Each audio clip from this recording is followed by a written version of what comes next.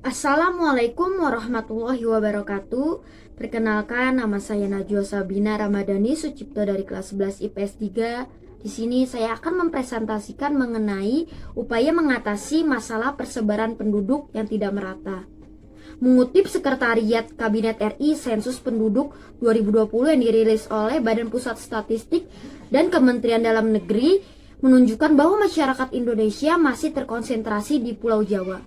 Dengan luas 7% dari total keseluruhan wilayah Indonesia, Pulau Jawa dihuni sekitar 56,10% penduduk Indonesia. Jumlah ini setara dengan 151,6 juta jiwa. Kemudian pulau terpadat kedua di Indonesia adalah Sumatera, diikuti dengan Sulawesi, Kalimantan, Bali, Nusa Tenggara, dan Maluku, Papua.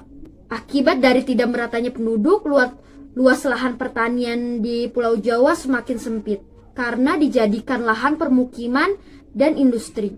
Sebaliknya, banyak lahan di luar Pulau Jawa yang belum dimanfaatkan secara maksimal karena kurangnya sumber daya manusia. Banyak faktor yang mempengaruhi dan menyebabkan sebaran penduduk di Indonesia tidak merata.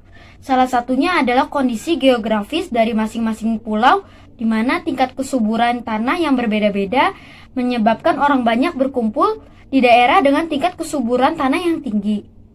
Yang kedua, faktor industri. Hampir semua pabrik besar berada di Pulau Jawa, yang artinya lapangan pekerjaan banyak terbuka di Pulau Jawa, sehingga membuat orang-orang dari luar Pulau Jawa masuk dan menetap untuk mencari pekerjaan. Dampak persebaran penduduk yang tidak merata, beberapa diantaranya yakni pertama, luas area pertanian menyempit sehingga produksi pangan menurun. Kedua, kelebihan jumlah tenaga kerja sehingga jumlah pengangguran meningkat. Yang terakhir, kualitas penduduk semakin menurun karena fasilitas kehidupan tidak mampu memenuhi kebutuhan penduduk yang begitu banyak. Ada beberapa cara untuk mengatasi persebaran penduduk yang tidak merata. Pertama, dengan cara transmigrasi. Salah satu cara yang dilakukan untuk mengatasi persebaran penduduk dengan proses perpindahan penduduk.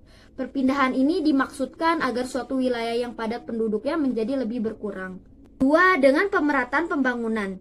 Pemerataan pembangunan ini dimaksudkan agar masyarakat yang tinggal di daerahnya masing-masing merasakan fasilitas dengan layak, sehingga hal tersebut mampu menahan daya tarik mereka untuk meninggalkan kampung halamannya masing-masing. 3. Menciptakan lapangan kerja untuk masyarakat yang ada di pedesaan. Kebanyakan orang desa ingin merantau agar bisa merubah kehidupannya. Akan tetapi, dibukanya lapangan kerja di pedesaan, maka setiap orang dapat bekerja dan memiliki pendapatan, sehingga hal itu membuat masyarakat pedesaan tidak mau untuk meninggalkan daerahnya. Sekian penjelasan dari saya. Wassalamualaikum warahmatullahi wabarakatuh.